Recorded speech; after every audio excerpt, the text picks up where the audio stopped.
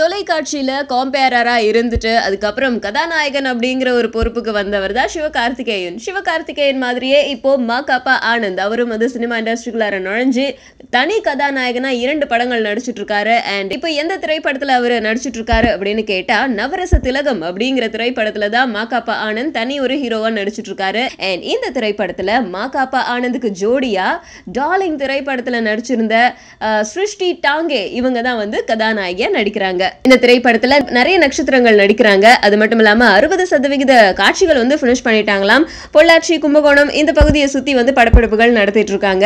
இந்த திரைப்படம் full and full comedy குடும்ப கதையா இருக்கும் அப்படின்னு சொல்லியிருக்காங்க. அண்ட் இந்த திரைப்படத்தை யாரு தயாரிக்கிறா அப்படின்னா, பர்மா படத்தை தயாரிச்ச ஸ்டோன் பிலிம்ஸ் தான் இந்த திரைப்படத்தையும் தயாரிக்குது.